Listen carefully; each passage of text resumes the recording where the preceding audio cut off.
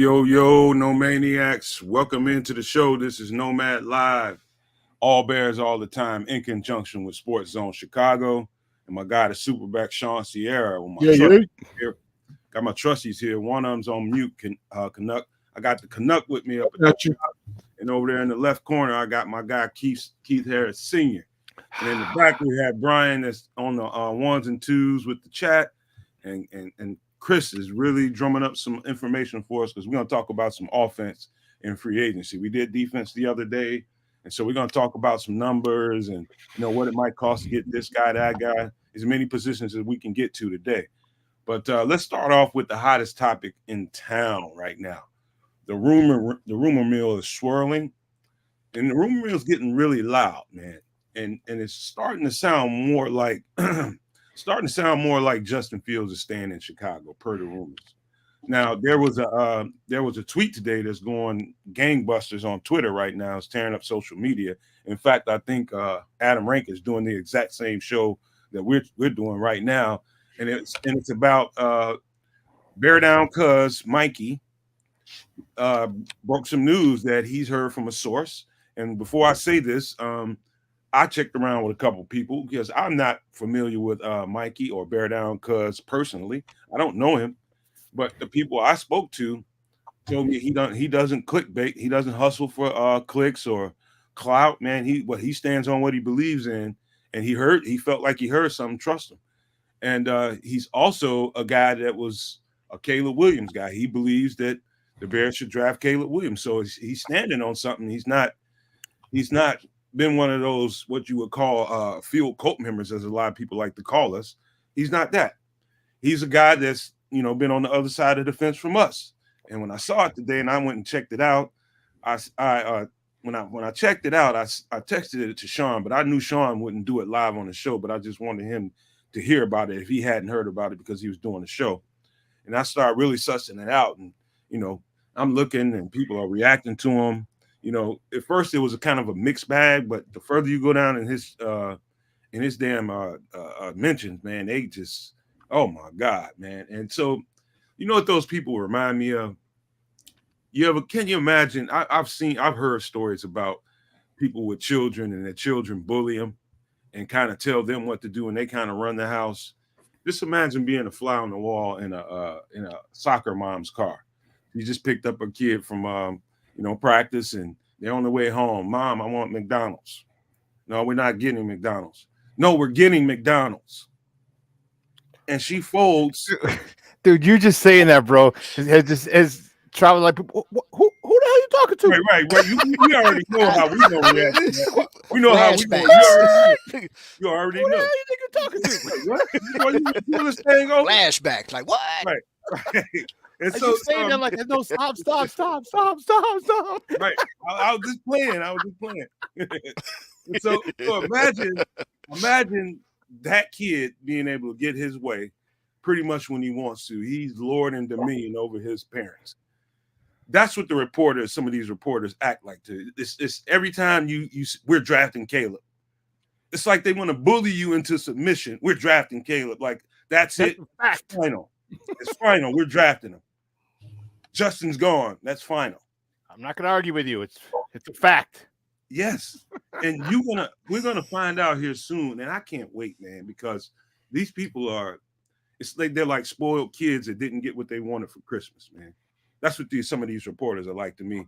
And so we'll start with you kids. I just want the visceral reaction from them, and they're going out of their way right now, man. They are really going out of their way trying to make the point of we are drafting Caleb, and it's absolute. That's it. You guys might as well shut up talking about it. That's the energy. They can't stand us. They hate us right now, and I can't wait to see what happens. Me too. What's up, No Maniacs? What's cracking? Before I really get into speaking to everything Nomad said thus far, just want to show you guys my my hoodie. This is my Dragon Ball Z hoodie. Akira Toriyama, for any Dragon Ball Z fans out there that might be in existence, passed away last night. I'm a massive, ridiculous Dragon Ball Z fan. You may have noticed I got virtually the entire collection on DVD somewhere in the Ked cage. So just wanted to give a little shout outs and love to all the Dragon Ball Z fans out there. And a good old name again, kids. Say what now? The guy's Akira Toriyama. Okay. Older gentleman, definitely lived a great life. More or less released one of the most, probably the premier anime cartoon of all time. That's saying big things. People can argue with me, but I will fight you later on. As per the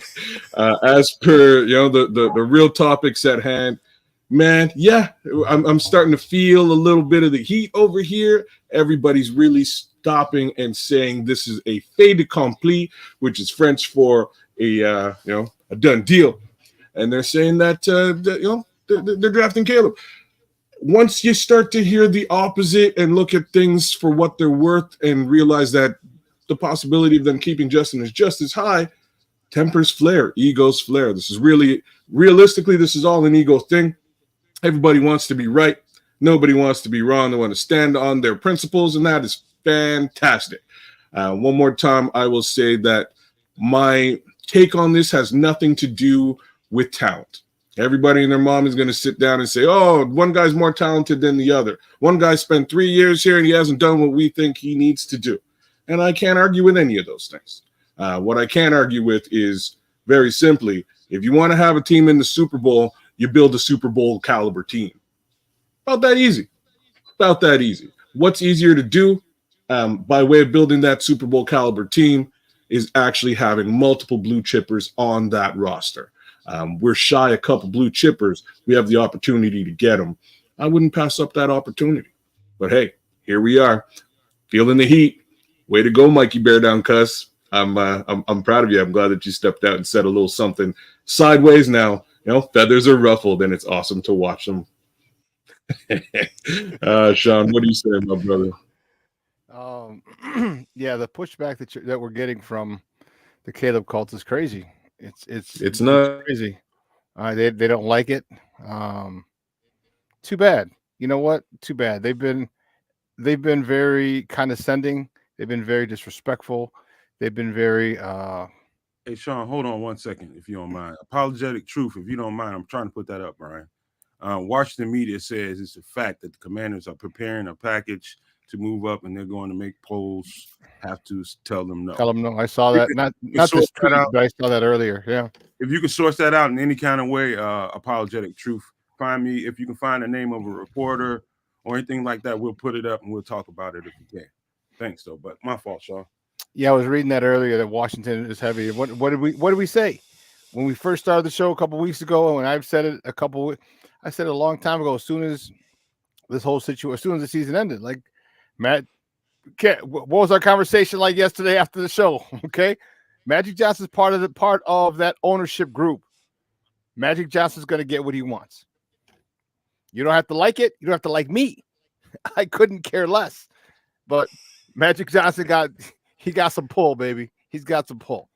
And you know what, Kedz, you said it perfectly. Okay, you got to think about it. You build a team. All right. Someone was arguing about the Cowboys, and they said, "Well, what did they get first? They got the quarterback." And I said, well, first of all, I said, no disrespect to Troy.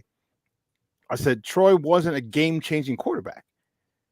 I said, he has a Hall of Fame jacket. I said, and he won 3 Super Bowls. You know why? Eric Williams, Larry Allen, Nate Newton, some guy named Emmett something or other. I can't remember his last name. He's supposed to be pretty good. Michael Irvin, Russell Maryland, Leon Lett, Darren Woodson. Most of these players were drafted, or a lot of those players were drafted with the 18 picks or players that they received in the Herschel Walker trade. 18. That's what Poles is doing here. Poles is trying to maximize the amount of picks, mostly first and second rounders. Come on, man. How much better do you want to construct the team than with first and second round picks? And people are saying, well, Justin is this. Justin, what did Wilbon say? Justin's a B quarterback, and you can win with a B quarterback. I don't think he is a B quarterback. I think he can be. His ceiling is crazy high. I think he needs to be unleashed. So we'll see. And if he's not unleashed, then it's another talent that was wasted, like Cutler, like some of the other here in Chicago, then other places. You just don't have good coaching. Got a question there, Shawn. Shawn, why does anyone defend the false narrative that JF1 doesn't like throwing across the middle, like they never watched his rookie black belt Ben? I have no idea. And I'll tell you, and one of the things that I think when I watched that is he hadn't thrown over the middle a lot. And this was with Getsy. And I'm telling you, my belief in watching the some of the throws that he misses or doesn't pull the trigger, it's his footwork. And you guys, you may think that it is not a big deal when you step back with your left foot first, as opposed to your right. It throws the timing off. And I think he's thinking far too much. If you look in his rookie season, man, he was throwing the ball all over the place. Left side, right side, deep, middle, over the shoulder, drop it in the bucket. But this was with Nagy, and Nagy had his footwork down. Right foot back. Right foot's always the first. It doesn't matter which foot is up or back. It doesn't matter. It's what foot drops back first is the important thing. Hey, hold on 1 second, Shawn, because he came back with some information. If you can find that for me, Chris, or Kedz, either one, man, because it I'm trying to hunt it down right now, but keep going. But go ahead, Shawn. We try to get it. Yeah, so it's with Justin. This kid's a winner. This kid is a winner, and it's just unfortunate that you're having that you have poor coaching, which doesn't allow this kid to flourish. Oh, my bad, Keith. Oh, it's all good. It's all good. No, you know what? I'm gonna double down on what both you guys said, man. Honestly, I wanna quote two individuals that I follow and I have high respect for with regard to how long they've been involved in their craft. The first one is Mike Wilbon. Now, to his defense, I know he mentioned classified Justin as a B quarterback. How I kind of read into that is more or less he's a B quarterback at this moment based off of what he has been presented in terms of coaching. I could be wrong. I agree with you, Shawn. I don't think he's a quarterback. I think that quarterback top 10, maybe even at some point crack top 5 with proper coaching. And then I'm going to quote something that Greg Gabriel said with regards to and the GM that he learned and worked with for many years up in Buffalo, who will often tell the truth to the media, but everybody assumed that he was always lying. So I preference both of those for this. No matter what is said, truth or untruth, people are going to believe what they want to believe. I go back to the very first presser when Poles came aboard as GM and what he stated on how he planned on building this team. And I don't see where he's wavered from any of that. He has been very consistent with regard to how he wants to build this team. And then with regard to some of the things that come out, or well, more or less what hasn't come out of Hallis Hall, I think is what really has everybody on edge, because you have certain individuals that's part of this media group for years who have been part of the in group, the know things will be leaked to them that made their job somewhat easy. Well, Poles seems to have insulated himself now. All of those individuals that was a part of the organization are no longer part of the organization. He has his people in place for a good reason, to protect the integrity in which he wants to build this team. Therefore, there's nothing being leaked, and that has everybody in an uproar. And then you have those who just seem to think that they can bully their way into getting either information or dictating what's going to happen. But if you really know anything about ball, you know the best way to build a team is through the draft. Now, to Shawn's take on with regard to how Dallas did it, this is exactly how the Bears can be. Essentially, with this particular draft, this is the draft that can literally set this team up for the next 2 to 3 to 4 years, easily, just with draft picks. And I don't think people really understand that. We say that we wanted a competent organization, a competent front office. Now that we have that, it seems that there's a major pushback because oftentimes this team has always been mortgaged on aging free agents. Now we're actually trying to build something in the draft and be relevant, not just for one season, but for seasons to come. And everybody wants the microwave effect. We want it now. And we want that shiny new toy to be the one to give it to us until that shiny new toy fails. And then they're going to flip on him just like they flipped on JF, just like they flipped on Derrick Rose. It's this media group in Chicago is just addicted to toxicity. And if they're not in control of it, they're going to rant and rave. So I'm going to pass it off to Nomad. That's my point on it. Just think of it that way, everybody. And I think if you really listen to what I just said, some of it'll make some sense. Well, I think I found I starred that quote. He quote the guy at the article. I'll just read it off. You don't really need to find it if you don't want to. The guy's name. Go ahead. You found it? I found some stuff. Yeah. You have it to read? Go ahead. Let's see what you found. Okay. So I don't want to read all of this, but long story short, thanks to the chat. I'm not sure. I can't remember who threw the name out there, but the name is Nathaniel Marrero, Marrero. He writes for Sports Illustrated, which is a pretty reputable company. Just to put that out there. So more or less, I'm just going to summarize here. He is speculating wholesale that Washington is going to give at least make an offer and put it in a position where the Bears, make me an offer I can't refuse type situation, right? That's basically what it sounds like. So I'm just going to read this little part here. Washington is exploring all options. There were recent reports they were thinking about trading down. I don't know if they're going to trade down now because they've got the opportunity to take a quarterback and they really need one. And I think they're going to make that call. I do think they're putting together a legitimate proposal to move up to number one. Essentially, they're going to make the Bears say no. So this goes on quite a bit, and it sort of outlines the caliber of Caleb Williams as a prospect for them and why they may be interested in doing this. But they also get into the fact that Dan Quinn is the new coach, and this is his second go around, and he may not have a third.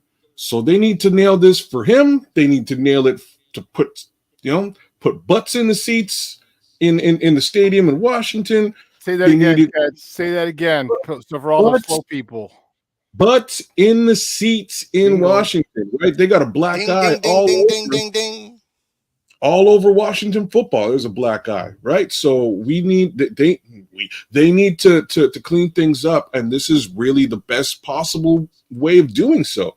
Double down, get your guy, hometown guy, and you start to build around him. It'll take them a couple years, but at least people want to go and watch Washington football games, right? So that's where my headspace is with this. I'm in full agreement. I'd be very surprised if they don't make a crazy offer, but I will say I wonder if they're going to wait right until the draft to do it. You know what? I believe we knew this was inevitable, that they would come and eventually and once Ryan Poles wasn't moving quite in the way on the fashion that they wanted him to, it's going to go full court press. And that's more or less what it sounds like Nathaniel Marrero was saying. They're prepared to do a full court press and make them say, no, you cannot have this pick. And eventually that shakes the tree to its last leaf. And Ryan Poles, to me, is in a prime position like we thought he would be at the beginning of this. And, quite frankly, you won't get it done with 5 draft picks. Count that 4, because if you get Caleb, you got 4. And so at the end of the day, when the math ain't mathing, when the reporters get through telling you what their virtues are, and we're going to do this regardless, it looks to me like, just remember, man, they're trying to sway you. they're as frustrated as you and I are because they don't really know anything, but they're trying to drive it in the direction that they want to go. That's all it is, man. That is all it is. They are trying to steer the car, and they don't really have control over it. You know who has? We do. And Ryan Poles does in this tight ship that he's got going on over there that's not leaking out a whole lot of information. We on the outside and on the other side of that are telling you guys what makes the most sense. No matter how pissed off they get at us because we believe Justin Fields is the guy, I couldn't give a damn less what they think. And they're also laying the groundwork for the all-out assault that will happen when he doesn't do what they want him to do. Because they are going to, it's going to be war against Ryan Poles and Kevin Warren and Ian Cunningham. Mm-hmm. Yeah, and that's the MO. It's you see it a mile away. You see it a mile, and that's fine. And my guy Brandon, he said drafting an elite prospect can set up your team for the next decade plus. I agree. I think we have an elite I think we have an elite quarterback. Okay, and you can sit there and throw numbers at me, but I look at the eye test and think, and there's nothing that he hasn't been able to do. Okay, the thing is consistency. The thing is poor coaching, and in life is about perspective. So you could sit there and say, well, in the fourth quarter, he's this, he's fumbled this, he's done this, and it's true. Or you can look at it and say, wait a minute, despite the fact he's three coordinators in 4 years, okay, despite the fact of no defense giving up over 33 points a game, despite the fact of having a wide receiving core with Damiere Byrd, Amir Smith Marset, okay, my guy N'Keal Harry, EQ St. Brown, okay, he still has had some amazing throws. And I'm not even talking his running. He still has had some amazing touchdown passes. Give him an offensive line. Despite the 8-ball he's been put behind, look at the highlights that he's given you. And if you want to look at a way the glass is half empty, well, you can. Or if you want to look at it the way the glass is half full, think of all the phenomenal plays that you've seen. Him rolling left, throwing right, him dropping in the bucket, him getting a free play and hitting DJ Moore up the left side, him stepping up in the pocket where he always runs. Okay, he steps up in the pocket in Detroit, hits DJ and up the right seam. Okay, all these different things that he's done, despite the fact that he didn't have a solid offensive line. People say, well, we make excuses. When the offensive line that you set for the beginning of the year, that you bring over Nate Davis and all these other things, when they don't get together on the field for the first time till what, week 9, 10? 9, 10, yeah. 9 or 10, somewhere in there, and you still want him to have that protection, you expect him to be as good as he can be, okay, then you're just fooling yourself. Okay, and I will not absolve him from his issues. Yeah, he has been inconsistent, very. A lot of them have been on coaching. Some of the things he can work, other things, if they're telling you to take that left, how to drop back, and it's ruining everything. It's gonna ruin everything. It's gonna affect your play. So my thing is this: I have no ill will toward Caleb. I just feel that, and from what I've seen, Justin's gonna be the best guy to lead this franchise. And I wish Caleb well. I wish Justin well, of course. And I just can't wait till he's properly coached. And I believe we have the dude. I believe Shane Waldron is that dude who can help him. He has a proven track record, and I think it's gonna do wonders for Justin Fields. And if he can unleash Justin Fields, watch out, man. Watch out. So, and you can sit there and call me crazy. I've been called crazy before, but he will be a top 10 quarterback. And you said earlier, Keith, he could be a top 5 quarterback if the consistency and the coaching staff stays. Well, hold on, guys, because unfortunately, hold on for a second, Keith, because we got a bunch of stuff we got to get to, and I gotta turn the car right quick because we can do the whole damn show just talking about this, quite frankly. But here's a little addendum to that conversation. Mac Jones was given, they're open to trading Mac Jones, and teams have been calling. And so that leaked out from New England or wherever it is. Ronnie, how you haven't heard any leaks out of Hallis Hall being said that the Bears are listening to calls for Justin Fields, but Mac Jones is getting calls. Tell me how that makes sense. Tell me how that makes sense. That sounds to me like somebody is on the board or on the trading block, and somebody probably isn't.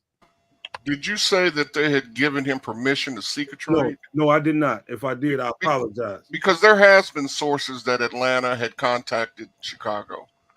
Josh Schrock reported that. Matter of fact, the latest one, that Atlanta had contacted them. Wow. So when Josh said it, I think what he said was that Atlanta was more or less kicking the tires, just feeling it out to see what's going on. Like, let's be real, world.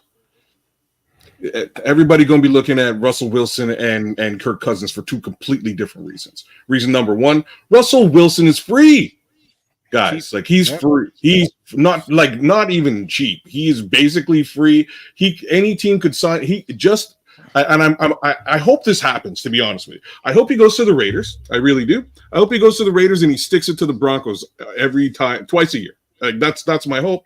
He could go to the Raiders. He could go to the Raiders for league minimum. Broncos still have to pay him, and he's laughing and he's pumping them twice a year. It would be a beautiful thing. I'll just throw that out there now. I hope hope that happens. Then you look at Kirk Cousins again, big contract. I think he's a solid quarterback and would be a solid quarterback for anybody, any quarterback needy team. So those are the two guys that are really going to take all of the onus. I want to transition to something else before we get off the Justin situation. And I want the world to look at, I'm going to ask a question. What does Patrick Mahomes and Jordan Love have in common? There's a longer list of people that I could add into this. Light-skinned? Most of them are actually, strangely, but some of them are full on white, like Steve Young or Aaron Rodgers or Brett Favre. Or these are all quarterbacks who have, again, in just about anybody's opinion, are top caliber quarterbacks. They all sat for at least a year. Like, this is my big problem with all of this. You guys want to throw the kid to the wolves again. That's what you guys want to do. Hey, let's get the new kid in here and just throw him to the wolves and see if he sinks. Uh-oh. Do it again. I'm not trying to throw the kid to the wolves again. That's just me. It doesn't tend to work. We just watched it again. Jordan Love came out of the woodwork, been sitting around learning an offense, learning behind one of the greatest who also got the opportunity to sit down and learn the offense. Why does this work in Green Bay? Because they don't throw their kids to the wolves, guys. They don't. Hey, guess what? CJ Stroud did great this year. He went out there, they threw him to the wolves, and it worked. How many other quarterbacks were drafted last season alone, and it didn't quite work out quite so well for them when they were thrown to the wolves? The list of guys who get thrown to the wolves and it doesn't work out is astronomically long. We live by the exception to the rule, and that's the problem. You cannot live by the exception to the rule. The rule is you're supposed to sit these kids so they can learn the offense and then play it. Nobody wants to do that. They want to throw them to the wolves, sink or swim, trial by fire. If it works for Caleb Williams, it's because he's a really special guy, and I really hope and pray that it does work for Caleb Williams. I'm just saying, traditionally, don't work very frequently, guys, and that's what we're betting on. Here's my little addition to that, kids. This is one thing that people kind of leave out. They've had the same system in place since the 90s. Yep. Mike Holmgren, he was, all that's been there since the 90s. So they know exactly what the system is. They just get a guy and they tutor him for a year, 2 years, 3 years, and when he's ready to come along, they pop him out of the sack, pretty much. And that's just how it works in Green Bay, which is why they've been able to maintain a certain level of success. Maybe not too many Super Bowls, but they've been successful because they maintain continuity of system. And so I don't want to spend too much more time talking about it. I'm sorry for jumping over top of you kids, but I have to move this away from this. Let's go, because we can do this all day long. We can. Yep. Let's get into the offense. Chris, man. Chris is back there working to get us information. Chris, you all right with that stuff back there? You ready to start looking at some offense? Let's do it, or we could. The best Chicago Bears content anywhere. Catch Nomad live pregame 1 hour prior to kickoff and Nomad at night every Friday evening at 7 p.m. Central on all the most popular streaming platforms. And only on the Nomad Network. That is right, everybody. Make sure I'm seeing record number of people in the chat. I see 260 as we speak. Please do me a favor. Anybody that has not subscribed to the channel, either this one or Shawn's over at Sports Zone Chicago, do us that kind favor. Please do us that favor and subscribe to the channel. And at the very least, if you can do anything else, make sure you like the show, man, because it just gives us encouragement that we're on the right track to keep going on down the line that we're heading, man. So I appreciate you guys, everybody here that's here right now. Thank you. But please make sure you hit the subscribe button. We would really certainly appreciate that. Well, go ahead, Chris. Let me see what you got here. We got tackles. Okay. All right. So we got here's a Brian, just hold off on the comments for a second. Here's what we got here. I just want to ask you guys and go around the horn really, really quick so we can get to some of these numbers and some of these guys. Do you think there's a possibility, Kedz, that we get a stopgap tackle, in free agency and also draft one? You think there's any chance that we do that? No, not a stopgap. No, I don't. I think you either draft and develop, and we've done that twice over the course of the last year already. If we're going to get a tackle, he's not going to be a stopgap. He's going to be it's going to be Christian Wilker. You know what I mean? It's going to be a 3-tech that they're going to dump money into because they feel they need to dump money into 3-tech. That's my take. No, he's talking offensive tackle. Oh, OT? Oh, my bad. OT, man, I'm so used to talking to defense. We talked defense for a couple of days. I'm sorry. So now we're transitioning over offense. My bad. Okay. OT, yes. I mean, let me flip it. I do think that they might, they may look to upgrade Braxton's position. They truly might. I hope they do it strictly in the draft as opposed to free agency. I think paying money for that left tackle right now, I guess they got a little extra money. They could do it. I'd want to put that money elsewhere, though. That's just me. I'll tell you, I think who's the most intriguing guy on here. Now, I didn't know he was on here. I just knew that they would get him in contract. Is Josh Nijman from the Packers. Very, very solid. I could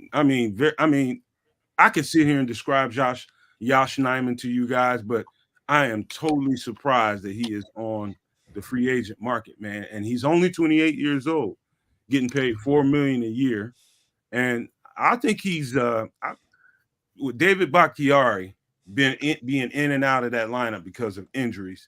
This guy was very, very good at filling in that hole. So Josh Nijman, who I did not know was on this list, is got me rethinking this whole thing now. Cornelius Lucas is another name, but he's older. George Fan is another name, but he's older. Donovan Smith a little bit older. Yeah, but that's the name I would circle, man. I really like Josh Nijman, and he understands the system as well because they run the similar type of offense. So that's the name I would circle, guys. But anybody can take it from here. Yeah, I don't think we're getting a stopgap. No. If you do, you're getting Alt or Fashanu if it's available, but you're not getting a stopgap because Braxton Jones has ascended the last couple. Each year he's gotten better. His first year when, toward the end of the season, he had the off season with Olin. He got better last year. He was able to anchor and deal with a bull rush a lot better. And then another off season. And my ceiling for him is an above average left tackle. That's my ceiling for him. He's getting pretty close to it, and you can win with him. He's just not going to be an outstanding, a Pro Bowl left tackle. So as long as he's average to above average, I'm cool with it because, and here's the whole reason why you go and you make that deal, you trade the number 1 pick, is that you might get a top 5 pick next year. Say you traded Washington and they have a horrible thing, and now you get to get the one of the top tackles in the draft next year. Okay, it's a way to build the draft. You can Rajneesh, yeah, you can get by with Braxton Jones. You can, and he's getting strong. He's improving. He's improving. So you just wait. You wait it out until you get another draft pick, and you can address that issue with a stud, and then at that point, Braxton Jones is his. You thank him for his services and have him your swing tackle. So, but no stopgap this year. No. I don't believe that they're going to do a stopgap either. I'm with you, Nomad, with regard to Nyman. I'm surprised to see his name on the list too. That's why I was staring at it when the list first was put up. But I also think that the Packers are smarter with that. They'll get a deal done with him quickly because they can still get him on the cheap. But I don't see them really allocating any money in the free agency at that position, only because they got bigger things to address, man. And they need to allocate that money. We got to get an edge rusher. So I see them really trying to do something more on that side of the football with regard to anything stopgap wise. And then they'll just continue to address the offensive line, especially at that tackle position, probably in the draft. I'm going to sort these by number of snaps they had last year. That'll give you a better idea of who would be more coveted, I guess. So I want to say this, man, because I think we might be looking at it the wrong way. I think we can absolutely draft the tackle. I think we're going to draft the tackle. It's just that deep, and I don't think they're getting out of this draft without getting one of those blue chips. Yeah, I agree. They'll probably draft one. I just don't think they're going to do anything in Right. the free agency. Right. Here's why I think they will. I think it's not really about whether or not they draft a tackle. I think it's about upgrading the depth. So when I say the depth, I'm thinking someone like Larry Borom. So if they think Yosh Nijman is an upgrade over Larry Borom, that's what I think they may be thinking. Whether I'm wrong or right, I don't know. Y'all could be totally right and I could be totally wrong. But I think if they go down that road, that's probably the mindset. Can we upgrade our depth? Is Larry Borom good enough as a swing? Because that's what Yosh is. He's a swing. He goes from left to right. Can we upgrade our swing and get better with our depth?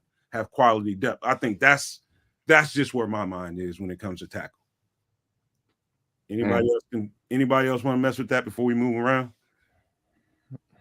All right, let's you want to go to the next position, Chris? Yeah, let's go to interior into guards. Okay, this is an interesting group of dudes. Damian Lewis is one name that sticks out to me. John Runyon Jr. Wow, that's crazy.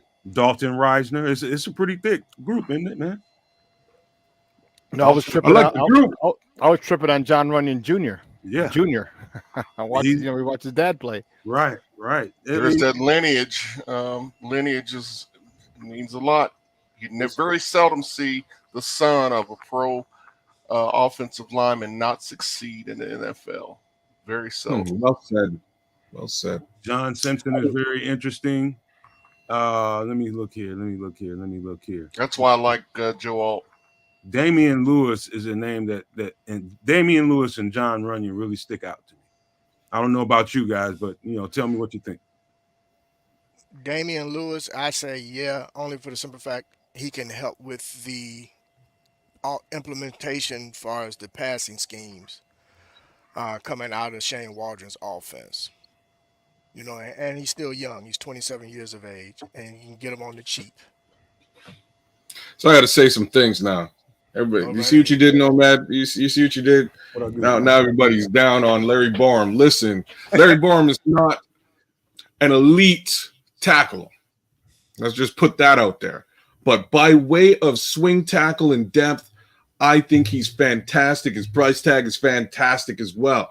If they're deciding to move away from Larry Borom, it's truly because they found a guy who's an upgrade, not only to him, likely also to Braxton, at a very cost-effective price tag. And that's what I got to say. I don't think he's, like I say, he ain't great, but I think he did a pretty decent job stepping in when he had to step in last season. Much better than he did the previous 2 seasons, to be honest with you. You see that, kid? On the bottom? What? A-Rob got released. Wow, that's okay. All right. Yeah. He I wonder if he'll wind up in Buffalo with Mitch. That's cold-blooded. Unfortunately, that didn't even work out in Pittsburgh either. Maybe even Charles Leno will end up in Buffalo. So hey guys, it does make sense to you guys why I'm highlighting Damian Lewis. I think Keith just mentioned it. The fact that it's probably more likely that it's Damian Lewis if they go guard because of the system that he just came out of. You know what I mean? But, I wouldn't be surprised if Runyon was another guy they're strongly considered. But Damian Lewis in particular, and it goes to teaching, helping the learning curve get shorter. You got a guy that's out there that's done it with him. So know exactly what to do. Has been out there with him for a couple of years. And so Damian Lewis is the guy I circle here. Anybody else want to touch this before we move? Not at all, because I think we're good at guard. Not to mention they just got another one who can double as a center. So I'm waiting to see. They're done in free agency with guards. I think so too. I don't know about that. All right, let's move on to the next position, Chris. If you can. Okay, hot position is center. C. I've always, and I will continue to believe, I'm not looking at Aaron Brewer. I think is the guy. I think he's the guy. I think Lloyd Cushenberry is a name that everybody would like, especially Chris. But I think it's either Aaron Brewer or probably Evan Brown, just because of the familiarity they have with what's going on here. You got a coach from here coach from the Titans is here that probably would want him first day. Evan Brown, a coach, one of our coordinators out here, is probably going to want him first day. So I think the better player is easily and by far Aaron Brewer, if you ask me. It's about how much. Yes, it's about how much he's going to cost. And so that dollar amount looks to be $4.3 million over there. How do you upgrade his salary? How much more money do you offer him if it's Aaron Brewer they may be looking at? Can you check and see what his value is? Aaron Brewer market value is $5.2 million from Spot Track. And keep in mind, Mitch Morris just got added to this list. Yeah, that's another name. That's right. Yeah. So that's right. At $5 million, like they might as well do that. That's a good. Yeah, that's doable. No. Yeah, that's doable. Yeah, it's doable. I think they should do that. Like just so that they have a dedicated starting center. Now you have a swing guy who will swing. You just want to give him a $700,000 pay raise? You got to give him more than $5 million. Well, that's according to Spot Track. Then keep in mind, we didn't create that number. That's okay. That number. Like we can 6, like even 6, right?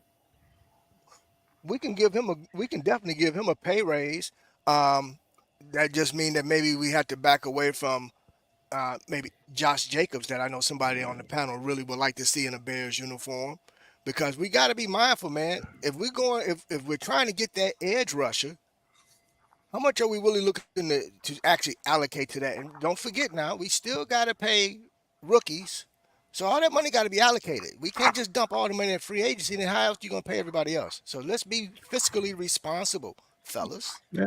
Well, believe me, even if we're not, Ryan Poles will be. All this is an exercise in who they might target if they target someone. We don't know. We don't have no damn idea if they're going to target any of these guys. And all we're doing is going through the list of guys, just kind of hypothetically imagining what each one of those. I mean, who would I like to imagine in reality? I mean, we don't know exactly who they're going to target. All we can do is of course we don't. Create but content again, and speculate. That's it. Yeah, but if you're gonna speculate with proper allocation of the dollars. Let's not, because we have people that's in the chats and that's listening and watching this who take what we say and they're not adding the money up like we should be adding the money up. That's all I'm saying. It's not really about that, Chris. I mean, Keith. To me, right now, we're just once again today. We're going to agree to disagree, my brother. He called you Chris. My bad. It's not really about it's okay. It's good, but we're going to agree to disagree. It's all fun and games, man. It shouldn't be taken that seriously anyway, because we're just out here doing content, man. Don't worry too much about it. So, okay, there was a whole bunch of people that were really Connor McGovern fans until they found out he got injured. And so I think he's probably off the table if they were talking about somebody. But I digress. We can move on to the next. I think you mean Connor Williams. Connor McGovern. Connor Williams is the one suffered the Connor injury. McGovern from the Jets. Yeah, he's not injured. Williams is. Okay, you might be right. That it probably. No, was. I'm definitely right. Yeah, it was Connor Williams. You're right. All right, we'll move on to the next one. Man, why is everybody goddamn chippy today, man? Because it's Friday. Hey, man, it's And Friday, we brother. Friday, We're ready for We the definitely news. don't need to stop here, man. We don't. Need Oh to man, you don't want Baker Mayfield? Man, the hell with it. Sure. Come on, Sure Chris. you don't We want got Baker? a few minutes, man. Well, you told me to do it. All right, let's look at wideouts. This is an interesting group, man. Kedz, you the resident cheapskate. So I'll let you take a look at this first before I even say anything. Oh wow, Man, like straight up and down, Cheapskate says, I ain't really spending no money on no wide receivers. This Even year. Moon? Even who? Mooney? Even Moon. Even a move wide. Look, if it was me, man. I'm talking about here's- Mooney, man. You know I'm talking about Mooney, right? we talking about Darnell Mooney? Mooney, brother. Yeah. I said Mooney. No. No, like there's reasons for this now, and I know they made an offer, and I fully expected him to turn it down. I've said this before. I believe that there was a thing. Like I think there was a thing on this offense with Luke Getsy last season, and I think he rubbed a couple of people the wrong way. Chase Claypool, Darnell Mooney, Donta Foreman. That's my thoughts. I think all of those guys hated Luke Getsy, and I think a little bit of it rubbed off on other people too on that offense. But that's just me. That's me. That being the case, I felt like Darnell decided to take his ball and go home early last year toward those last two games. Yeah. Oh, I feel sick, boss. I'm not coming in. Yeah, I'm not going to block. Well, again, I don't blame Darnell here, right? Because I don't. Part of the issue, and you hit it one time, Shawn. Part of the issue was this position, this WR3 position, is a blocking position, much more so than it is a wide receiver position. Maybe we'll pass you, but doubtful. So here you go, Chase, go block. Chase loses his mind in the first two games. I'm not blocking. Forget about it. And he's out of here. Well, let's put Darnell in that position. Doesn't work out for him. He's not a big guy. He shouldn't be blocking anybody. He did put on a little bit more muscle this season, and I guess he has more muscle on him than a Tyler Scott, who would fill that position when he gets hurt and things to that effect. Neither one of those guys should be in a blocking role, but there they were, and I feel like their season kind of was hurt because of that. End of the day, Darnell decided not to come back. I wouldn't even mince words, but if you're looking at a number and this is my issue really, if you're looking at a number 3 wide receiver, there's a bunch of them here you get at a better price tag. If you want to get a number 3, I wouldn't be aiming for any of these guys at the top of this list. Not Calvin Ridley, too much money, too much uncertainty. There's a great name that I would actually aim for and pay a decent amount of money for. He's more. I don't think he would have a problem playing that WR3 role, because for him, he'll come in and really you can move him around, but he can be that slot guy that we often sometimes kind of lack. I think he would fill the void at WR3. And he has a relationship with DJ Moore. And who's WR2? That's what I want to know. Well, we better be drafting WR2. Whoever we draft, brother. Okay, and he should be a number 1 receiver caliber, whether X, Y, or Z. He should be a 1B to DJ Moore. That's the way that I look at it. The number 2 receiver is a true number 2. I think that's why Darnell Mooney might still be in play, because they'll be able to get him cheaper than the $10 million they offered him last year. He already turned it down. They offered him an increase. He turned it down. Yeah, they did. He turned it down, bro. They offered him that in the offseason last year. No. They offered him this offseason. As in days ago. Yeah. I'll be checking on that. Yeah, check that. I don't remember. I heard at the very beginning of this offseason is what I heard. No. I take that back. I heard the very beginning of the season. It was the off season. They haven't offered him anything since the season's been over. And I also think too, and this is not a knock on Darnell, but I don't think he felt comfortable playing in that slot role. He views himself more of an outside receiver, and I don't think he viewed himself. He couldn't do well he didn't thrive in the slot at all. So me personally, I like Darnell Mooney. I would hate to see him go, but at the same time, based off his production from this past season, I'm cool with him. I would like to see him just do well someplace else if that's the case. Darnell Mooney declined a 3-year extension before the 2023 season. That's what I thought. That was not in the offseason this year. It was last season. Okay. Well, I stand corrected. He is not going to get that same offer now. No way. But you know what that leads me to believe? I think at the very beginning of the season, he was just like, man, Getsy ain't going nowhere, and I don't like how he using us, man. He bet on himself, and Getsy sabotaged it. He had him blocking defensive ends and doing all kind of crazy stuff. Mm-hmm. You know what? I still think but he still had a couple of key drops, and I think with those key drops, he might have gained a few more targets. I'm not going to say it was all him, but I agree with you though, Chris, that Getsy had the stupid play calls and had him blocking, but there were some plays that he could have helped himself a lot more. I think his confidence dropped. His confidence dropped as the season went on. Yep. And so I still think that they have some belief in Darnell Mooney. So you know what? He's not coming back. Sorry, go ahead. I'm not gonna say never, but I do think that they'll pick up. They need to pick up a wide receiver in free agency because the cupboard is outside of DJ right now. The cupboard is pretty bare. You can't depend on Velas, and EQ's not signed. Don't say that too loud. Nomad will come eat you alive, bro. No, I don't agree with you on that, Chris. I just think I don't think Velas was used properly. Well, I don't either, but he has not shown. But I do agree we do need to get better as a pure wideout that you can count on him. He's a weapon. We all agree with that. But as a pure number 2.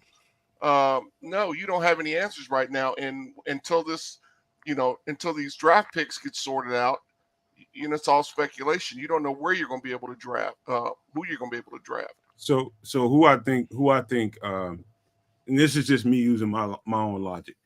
I think we need another X more than we need another slot receiver right now because we have Tyler and because Velas is there. They might still draft another slot guy in the draft, but in free agency, the name I would circle would be Donovan Peoples-Jones or maybe Noah Brown, somebody like that on the lower end of the pay scale. There's a missing name from this list that would fit that mold, and that is Michael Pittman Jr. So he's not on this list. He's been tagged. He got tagged. Did they tag him? Oh, man.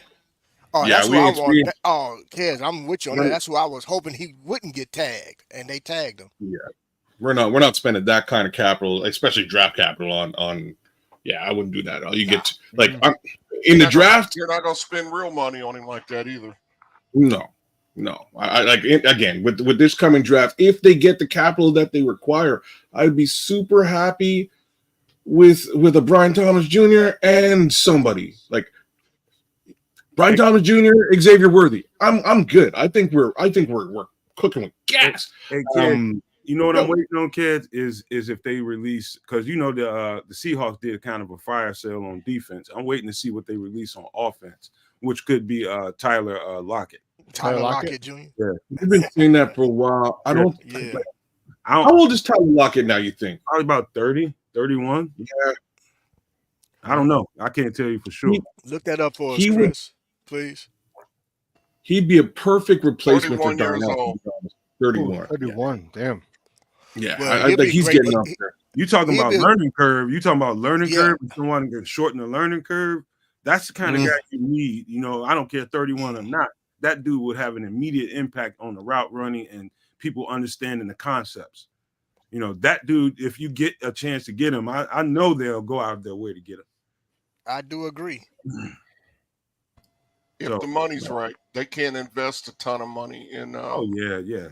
The 31-year-old man. He's not going to command a big contract, to be honest with you. No, don't actually talk about believe. no. Don't talk about money now on wide receivers when we wasn't talking about money with guards. Oh man, come and on. tackles. Man. Well, so we're not going to talk about money with wide receivers. No, I think the wide receivers are that number 2 slot, a number 2 receiver right now is much more needed until we sort out what we can do in the draft. Like Nomad said, the Donovan Peoples-Jones is a guy who's got production, who's not going to cost you a ton of money, and for good wide receivers, $10 million and under is acceptable. But you're going to have to spend, they're going to have to figure out where they're going to spend that second tier of money at. So chat's bringing up Jahan Dotson. That's who they're targeting in the trade. Yeah, he's not a free agent. He's too fresh. He's only drafted a year or two ago. I'd be happy if they scored him in a trade. He'd be a cheap addition, and he'd really fill that WR2-3 role. I think he'd be potentially an upgrade from Darnell Mooney too in that respect. But good option. Well, I gotta steer this thing one more direction before we get out of here, and that's running back. And you all know where I'm about to go with this. Here we go. No, here we go. You already know. I'm all about Josh Jacobs. I think he's a horse that leads us to the water, man. I got one better than that for you, though. Man, you ain't got nothing better than that. Not on this. Oh, yeah, I do. Yeah, okay. And a better price tag, too. Now you want to talk about money again, man. Here we go. Yeah. Don't talk about money. So we got a couple minutes left, man. Let's just not be long-winded. Let's start with Kedz, man. Let's get our thoughts out here. Man. Like, these guys are so good. I just can't stand the idea of paying money for them outside. Like, if I'm going to pay money to either your guy, Nomad, Derrick Henry, forget about it, I'll pay the 12. If everything else is lined up nicely, we got our edge rusher, we got the holes sort of addressed. If there's $12 million floating around after that, I'd go straight up King Henry and have him running things in Chicago. That's me. Is he the best pass catching back? No, but you can put Khalil Herbert in there to catch a couple balls. You put Roshan Johnson in there to catch a couple balls. That's really what you need to do. Other than that, you just have this man run people over, and we'll figure out who throws footballs later on. That's me. I would love to see Derrick Henry in blue and orange. What about you? Austin Eckler. Yep, great call. Austin Eckler. Great price tag, and he can be the best of both worlds. I mean, a little bit of Josh Jacobs, a little bit of Saquon Barkley, very durable guy. I mean, yeah, he's 29 years of age, but the guy has been very durable over his career. I think he can give us a couple years. I mean, we're not looking for somebody, because we're running back by committee. So I like Austin Eckler. And then another guy that I know everybody's going to scoff at, but I mean, hell, he's always been a thorn in our side, and if we can poach one from the competitor, why not? What's wrong with A.J. Dillon? He ain't that good is what's wrong. He's okay. I mean, he's run us down a couple of times. I'll be honest with you. He's run us down. But he run between the tackles and red zone situations. Yeah. Well, so, I do believe this, man, because Shawn, you got anything on this? You want? Yeah, you know what? I want Saquon Barkley or Josh Jacobs. I like those two, but if you're not willing to go that route, I'm okay with A.J. Dillon. I'm also okay if he. And here's the only thing is, like, his off the field thing would really prohibit him from or the Bears from looking at him, and that's Kareem Hunt. That's why I didn't even mention him, Shawn. He's gotten older now. He's 29. Is that what it says there? Yeah. I liked him. Remember, he led the league in rushing a couple years ago, man, when he was with the Chiefs. With the Browns? The Chiefs, okay. So, and he run between the tackles. So, but give me one of those guys up there. If we're talking Saquon or Josh, But DeAndre Swift is another dude, a perfect guy. I think he'd be probably the best, because he still is only 25. And like I said on my show, I was telling Ken today, I'm like, hey, just don't drop any touchdown passes in the end zone. We'll be good. All right, guys. Antonio Gibson Jr. is another name It's a lot of them in there, man. that could be added to that list. He's he can return punts. He's a threat out the backfield, and I loved him in Memphis, so add him to my list. All right. You like CEH, Nomad? What's that? You like Clyde Edwards-Helaire? Oh, hell yeah. Really? I do too, but he's my guy got replaced by an undrafted free agent. I wouldn't pay any money at all. Yeah, I think it was attrition that got him. Well, yeah, that's what introduced the undrafted free agent, but I'm not sure if anybody here can say that the undrafted free agent clearly outplayed him. I can't say that either. I think he was favored. Why didn't they give him the job back? I think he was favored, and, but I'm not in that locker room. I'm just saying, answer that question. Answer now, Nomad. Talent wise, Clyde Edwards-Helaire is one of your more talented running backs in the league, in my opinion. But my guy is obviously Josh Jacobs. If you want a horse that can get you over the hump and you can put the ball in his hands and can put games away for you, that's the horse. You get what you pay for. That horse will take you there. And so that being said, let's go around the horn, kids, because we'll keep this going for the next hour if we don't. And when you can say whatever you gotta say, then go ahead. All right. So the only this running back free agency class is a little bit ridiculous. It's interesting to see that all these guys that they franchise tag here are really commanding very high price tags. And one of them is, again, an undrafted free agent, I believe, with Tony Pollard. It's very interesting to see his name at the very tippy top of this list. And we, all five of us, completely ignore Tony Pollard. Tony Pollard could do everything on the football field. I will give the man, give the devil his due. I'm just not so sure anybody going to pay $10+ million for Tony Pollard when you have pedigree directly behind him in Saquon, Josh. These are 2 first-round draft picks. We can go down the list of guys who were really drafted high and have performed. I would just not pay that kind of number. If he's willing to take something a little bit south of that astronomical $10+ million contract, man, he gonna make a team real happy. But I'll leave that alone. That's my 2 cents on running backs. You gonna shout everybody out before we get out of here? Oh, fine. No Maniacs, you guys are awesome. Thanks for coming out, man. Blowing up the chat. Zeno Tennant, I got problems with you, bro, but I will leave it alone because I've got bigger fish to fry in real life. Outside of that, Unapologetic Truth, good to see you. Notorious, keeping them in line as usual. Love it, Notorious. You keep them in line. J2K, Yadazakwa, Victor Dragon. So many new heads. BG147, ARR Kirk, Be Yourself. So many new heads out there. Please, by all means, like, share, subscribe. Make sure that you're hyping up the Nomad Network wherever you're at. If you're at other shows, blasting in the chat. By all means, point those other shows to the Nomad Network so we can grow and do some bigger things for you guys as we move forward. But that'll be the expectation. And as far as expectations go, I still feel like Justin's going to be a Chicago Bear. So, what do you think, Keith? Hey, I just first want to say thank you to everybody that chimed in with us today. I know Maniacs and our sports zoners, thank you very much for chiming in, and we had a record day with regard to those that was involved in the chat. I'm going to wrap it up with this.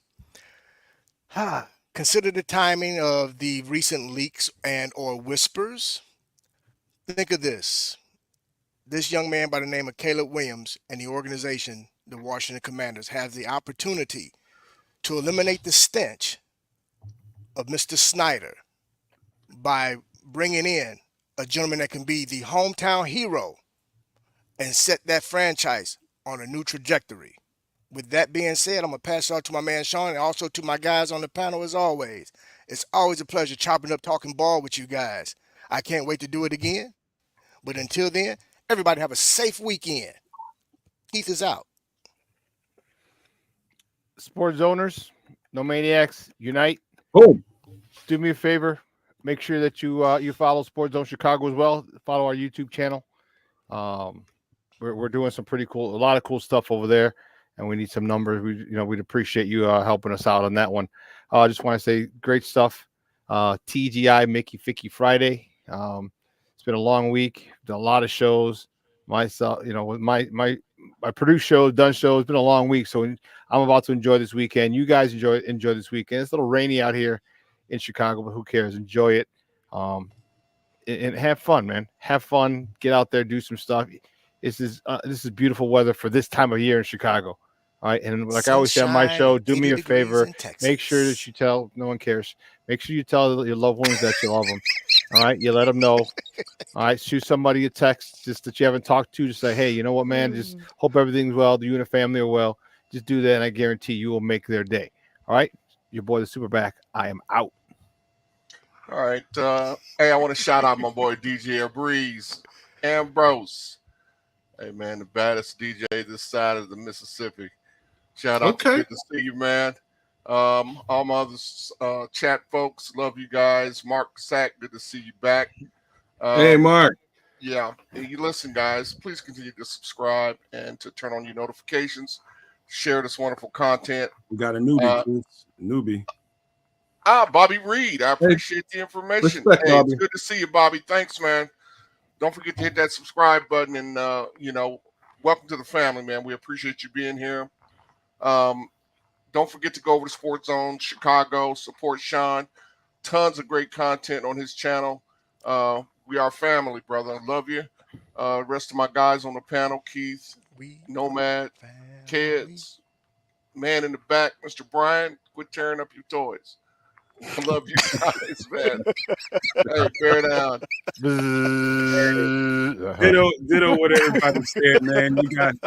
Hey Brian, man, you gotta put some kind of crash cover on that thing or something. Hey, William Bell, real quick. It's Sports Zone Chicago.